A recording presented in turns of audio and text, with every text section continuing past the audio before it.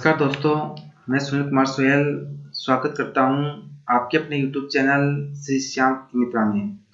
आज मैं आपको बताने वाला हूं राजस्थान स्टेनोग्राफर पर्सनल असिस्टेंट भर्ती 2024 का ऑनलाइन फॉर्म आप कैसे फिलअप कर पाओगे। स्टेप टू स्टेप आपको संपूर्ण जानकारी देने वाला हूं।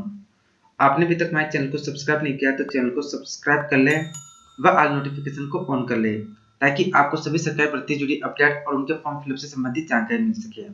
तो वीडियो को शुरू करते हैं कि आप Rajasthan stenographer and personal assistant भर्ती 2024 का ऑनलाइन फॉर्म आप कैसे फिलअप कर पाओगे। इसके लिए सबसे पहले आपको करना क्या होगा कि आपको sso.rajasthan.gov.in के पोर्टल पे आपको आ जाना है। इसका लिंक मैं आपको वीडियो के डिस्क्रिप्शन में दे दूंगा, आप वहां पर क्लिक करके सीधे यहाँ पर पहुंच जाओगे। यहाँ पर आने के बाद में इस तरह का इंटरफेस आपको यहाँ पर दिखाई देगा। यदि आप एसएसओ के पोर्टल पर पहली बार आए हो तो आपको यहाँ पर रजिस्ट्रेशन पर क्लिक करके आपको अपना रजिस्ट्रेशन कर लेना है। यहाँ पर आप अपना रजिस्ट्रेशन आप अपने जन आधार कार्ड के माध्यम से आप यहाँ पर कर पाओगे।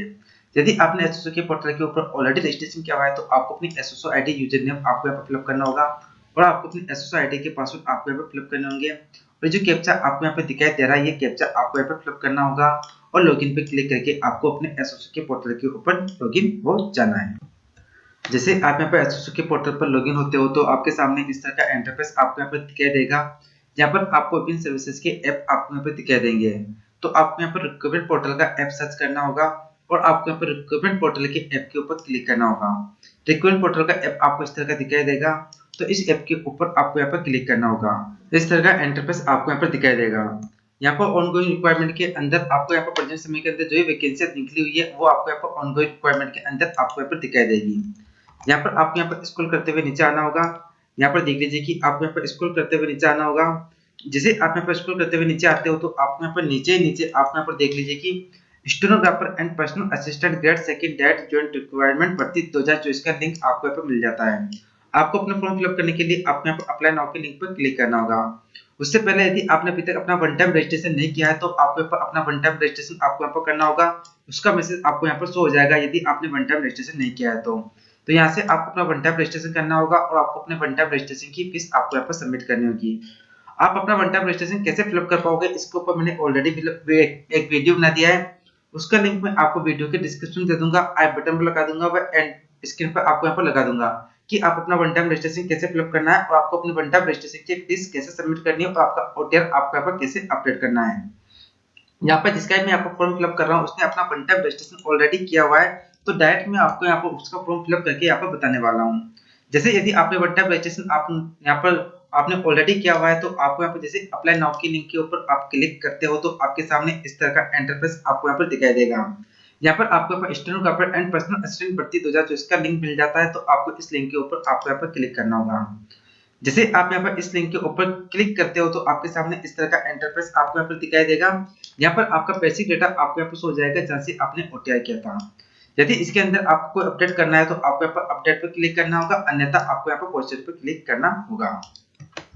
जैसे आप यहाँ पर पोस्टर पर क्लिक करते हो तो आपके सामने इस तरह का इंटरफेस यहाँ पर दिखाई देगा। यहाँ पर आपका फॉर्म यहाँ पर ओपन हो गया है। सबसे पहले आपकी बेसिक डिटेल आपको यहाँ पर फिलअप करनी होगी। बेसिक डिटेल में आपको आवेदक का नाम आपको यहाँ पर देना होगा जो कि आपने ओटीआई किया था, वन टाइम रजिस्ट्रेशन किया था, वहां से यहाँ पर फेच हो गया है।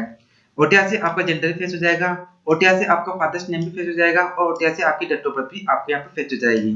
इसके अंदर आप यहाँ पर कोई भी करेक्शन नहीं कर पाओगे। बाकी डिटेल आपको यहाँ पर फिलअप करनी होगी, वो भी आपकी 10th की मार्कशीट के अकॉर्डिंग।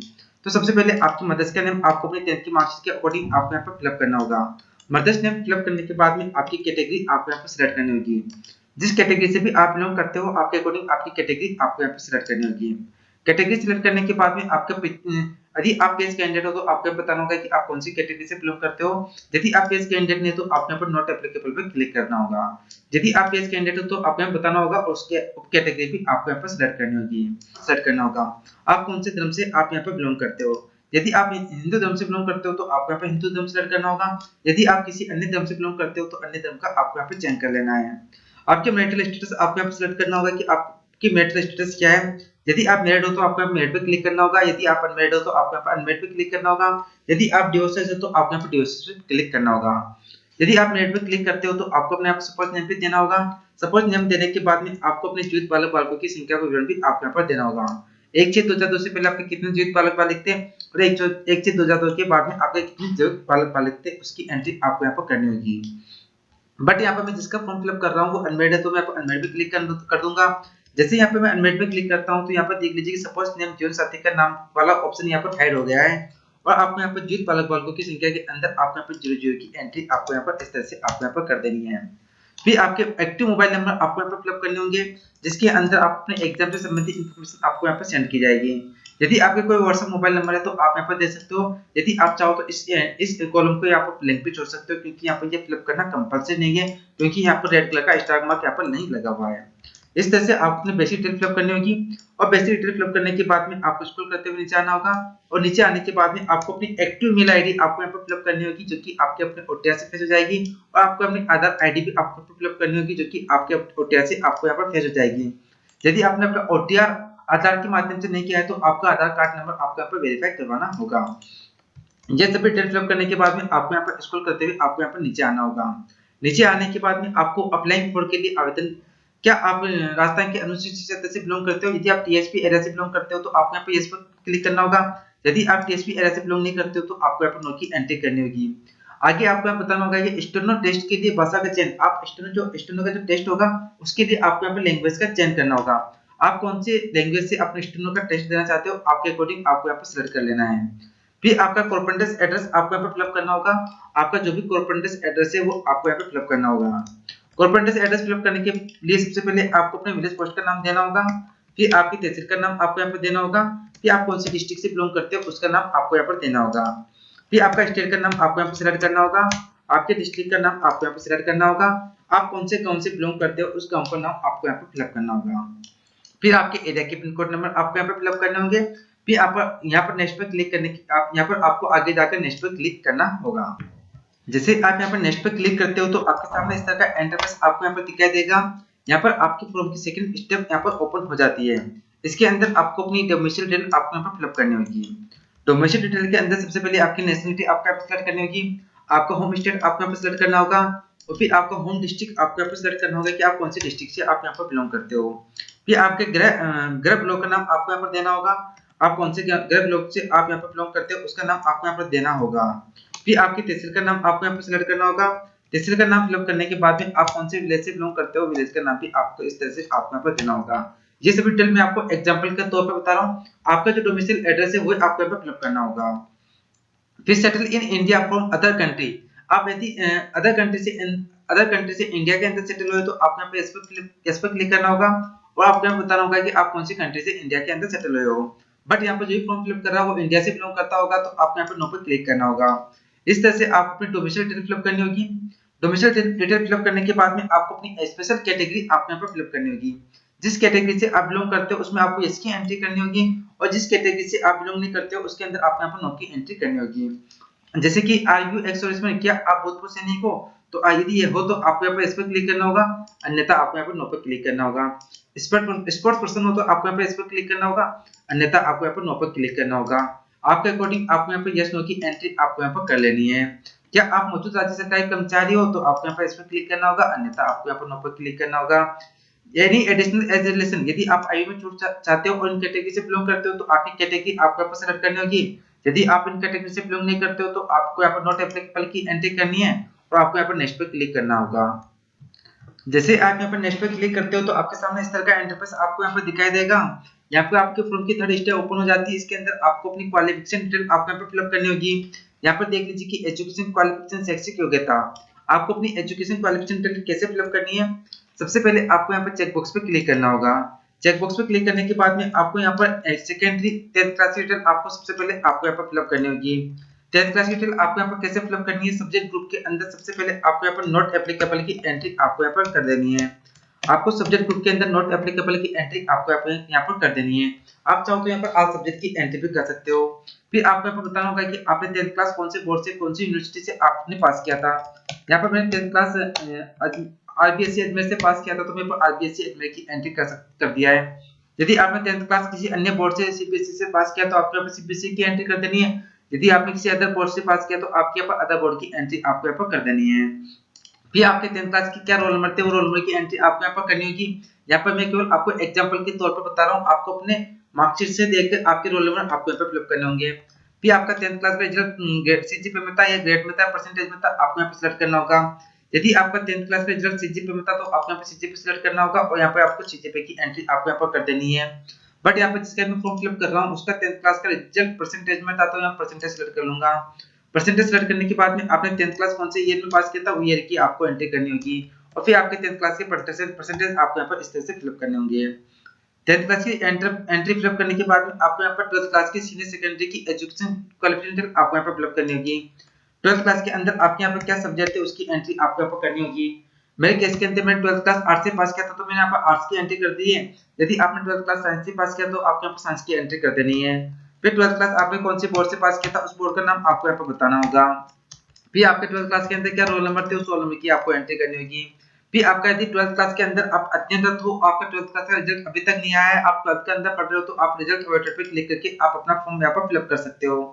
जैसे आप यहाँ पर रिजल्ट अवेटेड पे क्लिक करते हो तो आगे के जो ऑप्शन है आपके यहाँ पर हाइड हो जाते हैं और रोल नंबर के अंदर आपको अपना 12th क्लास के रोल नंबर आपको यहाँ पर फिलअप कर देना है। बट यहाँ पर मैं जिसका फॉर्म फिलअप कर रहा हूँ उसके 12th क्लास पास आउट है तो मैं यहाँ पर परसेंटेज पे क्लिक कर दूंगा और पासिंग ईयर यहाँ पर मैं सिलेक्ट कर लूंगा। तो यहाँ पर इस तरह से पासिंग ईयर आपको यहाँ पर सिलेक्ट कर लेना है। ये आपके 12th क्लास के अंदर कितने परसेंटेज बने थे उसकी एंट्री आपको यहाँ पर करनी होगी। 12th क्लास की डिटेल फिलअप करने के बाद में आपको अपनी ग्रेजुएशन की डिटेल आपको यहाँ पर फिलअप करनी होगी। यदि आपने ग्रेजुएशन किया हुआ है तो, यदि आपने ग्रेजुएशन नहीं किया है तो आप इसको यहाँ पर ब्लैंक भी छोड़ सकते हो क्योंकि ये फिलअप करना कंपल्सरी नहीं है क्योंकि यहाँ पर स्टार मार्क नहीं लगा है। जहाँ पर स्टार मार्क आपको शो हो रहा है वो डिटेल आपको यहाँ पर फिलअप करना कंपल्सरी है। यदि आपने फिर भी ग्रेजुएशन किया हुआ है तो आप यहाँ पर ग्रेजुएशन की एंट्री कर सकते हो। आपने ग्रेजुएशन कौन से सब्जेक्ट के साथ किया उसकी एंट्री आपको यहाँ पर करनी है। आपने कौन सी यूनिवर्सिटी से ग्रेजुएशन किया है उसकी एंट्री आपको यहाँ पर करनी है और आपकी ग्रेजुएशन के रोल नंबर आपको यहाँ पर देना होंगे। और यदि आपने ग्रेजुएशन परसेंटेज में पास किया है या रिजल्ट अवेटेड हो तो आप यहाँ पर रिजल्ट अवेटेड पे क्लिक कर सकते हो। यदि आप ग्रेजुएशन पास आउट हो तो आप यहाँ पे पास आउट की एंट्री कर सकते हो, परसेंटेज की एंट्री कर सकते हो और ईयर आपको यहाँ पर सिलेक्ट कर लेना है। आपने ग्रेजुएशन कब किया था उसका ईयर आपको यहाँ पर सिलेक्ट कर लेना है और ये सिलेक्ट करने के बाद में आपकी ग्रेजुएशन के अंदर क्या परसेंटेज थे उसकी एंट्री भी आपको यहाँ पर इस तरह से आपको यहाँ पर कर लेनी है।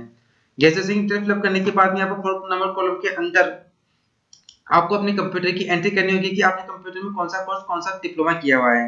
यदि आपने कंप्यूटर के अंदर कोपा वगैरह कोर्स किया है तो आपको यहाँ पर ये सिलेक्ट करना होगा। यदि आपने कंप्यूटर में कोई डिग्री डिप्लोमा कोर्स किया है तो आपको यहाँ पर डिग्री डिप्लोमा की एंट्री आपको यहाँ पर कर देनी है। यदि आपने कंप्यूटर के अंदर कोई ओ लेवल वगैरह कोर्स किया है तो आपको यहाँ पर ओ लेवल सिलेक्ट करना होगा। यदि आपने कोई 12th के अंदर आपके यहाँ पर सीनियर सेकेंडरी के अंदर एक सब्जेक्ट कंप्यूटर के तौर पर था तो आपको इसकी एंट्री करनी होगी। मेरे केस के अंदर मैंने यहाँ पर 12th कंप्यूटर के अंदर RSIT किया हुआ है तो मैं यहाँ पर RSIT सिलेक्ट कर लूंगा। आपके अकॉर्डिंग आपको यहाँ पर देख लेना है कि कंप्यूटर के अंदर आपने कौन सा कोर्स किया हुआ है। फिर आपको यहाँ पर सब्जेक्ट ग्रुप के अंदर आपको यहाँ पर कंप्यूटर की एंट्री आपको यहाँ पर इस तरह से आपको यहाँ पर कंप्यूटर की एंट्री कर देनी है। फिर आपने जो कंप्यूटर का RSIT कोर्स किया था वो कौन से बोर्ड से किया था, कौन सी यूनिवर्सिटी से किया था उसकी एंट्री आपको इस तरह से आपको यहाँ पर कर देनी है। मैंने यहाँ पर 12th कंप्यूटर कोर्स जिसका मैं फॉर्म अप्लाई कर रहा हूँ उसने VMOU Vardhman Mahaveer open university से किया है तो मैंने यहाँ पर वर्धमान महावीर ओपन यूनिवर्सिटी कोटा की एंट्री कर दी है। फिर आपको अपने कंप्यूटर के स्कॉलर नंबर आपको या लर्नर कोड जो भी आपके पास है वो आपको यहाँ पर फिलअप करना होगा। आपने यहाँ पर कंप्यूटर में आपका रिजल्ट अभी तक नहीं आया तो आप यहाँ पर रिजल्ट अवेटेड पे क्लिक करके आप यहाँ पर इसकी एंट्री कर सकते हो। आगे की जो एंट्री होगी आपको यहाँ पर हाइड हो जाएगा। यदि आप RSIT के अंदर अपेयरिंग हो, आपका रिजल्ट अभी तक नहीं आया तो यदि आप RSIT पास आउट हो तो आपको यहाँ पर परसेंटेज की एंट्री करनी होगी और आपने RSIT कब पास आउट किया उसकी एंट्री ईयर आपको यहाँ पर इस तरह से आपको यहाँ पर सिलेक्ट करना होगा। ये सिलेक्ट करने के बाद में आपके इसके अंदर कितने परसेंटेज बने थे परसेंटेज की एंट्री भी आपको इस तरह से करनी होगी। इस तरह से आपको अपनी एजुकेशन क्वालिफिकेशन डिटेल की एंट्री आपको यहाँ पर फिलअप करनी होगी। फिलअप करने के बाद में आपको यहाँ पर नेक्स्ट पे क्लिक करना है, चेक बॉक्स पे आपको यहाँ पर क्लिक करना होगा और चेक बॉक्स पे क्लिक करने के बाद में आपको यहाँ पर सेंड OTP पे क्लिक करना होगा। जैसे आप यहाँ पे सेंड OTP पे क्लिक करते हैं तो जो आपने मोबाइल नंबर दिया था उसके ऊपर OTP सेंड की जाएगी। तो यहाँ पर देख लीजिए कि मेरे पास OTP आ गई है और यहाँ पर मैं वेरीफाई OTP पे क्लिक कर दूंगा। आप यहाँ पर वेरीफाई OTP पे क्लिक करते हो तो आपके सामने इस तरह का इंटरफेस आपको यहाँ पर दिखाई देगा। यहाँ पर आपकी फोटो और सिग्नेचर आपको यहाँ पर अपलोड करने होंगे। जो भी फोटो यहाँ पर आप अपलोड कर रहे हो 50 KB से 100 KB के बीच में होनी चाहिए और जो भी सिग्नेचर आप यहाँ पर अपलोड कर रहे हो उसकी साइज आपकी 20 KB से 50 KB के बीच में होनी चाहिए और फॉर्मेट आपका इसका JPG में होना चाहिए। फोटो सिग्नेचर अपलोड करने के लिए आपको यहाँ पर चूज फाइल पर क्लिक करना होगा। चूज फाइल पर क्लिक करने के बाद में आपको अपनी फोटो सिग्नेचर आपको यहाँ पर अपलोड करने होंगे। फिर नीचे आपका विजुअल बॉडी मार्क आपको यहाँ पर बताना होगा कि आपको कोई चोट का निशान हो वगैरह तो उसकी एंट्री आपको यहाँ पर करनी होगी। यदि आपके पास कोई भी निशान नहीं है तो आप यहाँ पर नो मार्क की एंट्री आप यहाँ पर कर सकते हो। यहाँ पर ये एंट्री करना आपका यहाँ पर कंपल्सरी है। ये सभी डिटेल फिलअप करने के बाद में आपको यहाँ पर नेक्स्ट पर क्लिक करना होगा। जैसे आप यहाँ पर नेक्स्ट पर क्लिक करते हो तो आपके सामने इस तरह का इंटरफेस आपको यहाँ पर दिखाई देगा। यहाँ पर आपको प्रेफरेंस आपको यहाँ पर सिलेक्ट करने होंगे। यहाँ पर देख लीजिए कि फर्स्ट स्टेप के अंदर आपके प्रेफरेंस आपको यहाँ पर सिलेक्ट करने होंगे, पर यहाँ पर कम से कम भी आपको यहाँ पर 2 प्रेफरेंस आपको यहाँ पर सिलेक्ट करने होंगे। सिलेक्ट मैक्सिमम 2 एंड मैक्सिमम भी आपको यहाँ पर 2 प्रेफरेंस आपको यहाँ पर सिलेक्ट करने होंगे। आपके अकॉर्डिंग आपका यहाँ पर प्रेफरेंस आपको यहाँ पर इस तरह से आपको यहाँ पर सिलेक्ट कर लेना है। प्रेफरेंस सिलेक्ट करने के बाद में आपको यहाँ पर नेक्स्ट पर क्लिक करना होगा। जैसे आप यहाँ पर नेक्स्ट पर क्लिक करते हो तो आपके सामने इस तरह का इंटरफेस आपको यहाँ पर दिखाई देगा। यहाँ पर आपके फॉर्म का प्रिंट व्यू आपको यहाँ पर शो हो जाता है। तो आपको यहाँ पर स्क्रॉल करते हुए आपके फॉर्म के प्रिंट व्यू को एक बार आपको यहाँ पर अच्छी तरह से चेक कर लेना है कि इसके अंदर आपकी कोई गलती तो नहीं रह गई है। यदि आपके फॉर्म के अंदर आपको यहाँ पर कुछ गलती नजर आ जाती है तो आपको यहाँ पर चेक बॉक्स पे क्लिक करके आपको यहाँ पर अपडेट पर क्लिक करना होगा। यदि आपके फॉर्म के अंदर कोई भी कमी नहीं है, आप बिल्कुल संतुष्ट हो, तो आपको यहाँ पर फाइनल सबमिट पे क्लिक करना होगा। जैसे आप यहाँ पर फाइनल सबमिट पे क्लिक करते हो तो आपकी फॉर्म की फाइनल प्रिंट आउट आपको यहाँ पर हो जाएगी, प्रिंट आपको यहाँ पर हो जाएगी। वहां से आप अपने फॉर्म की फाइनल प्रिंट आउट ले लेनी है या कहीं पर आपको वहां पर सेव करवा लेनी है फाइनल प्रिंट आउट। इस तरह से आप अपना राजस्थान स्टेनोग्राफर भर्ती 2024 का ऑनलाइन फॉर्म आप यहाँ पर फिलअप कर पाओगे। आज मुझे आपको ये जानकारी देनी है। उम्मीद करता हूँ कि मेरे द्वारा दी गई जानकारी आपको पसंद आएगी। पसंद आए तो हमारे चैनल को जरूर सब्सक्राइब करें और ऑल नोटिफिकेशन को ऑन कर ले और वीडियो को लाइक और शेयर करना ना भूलें, ताकि इस तरह की वीडियो आपको आगे कंटिन्यू मिलती रहे। धन्यवाद।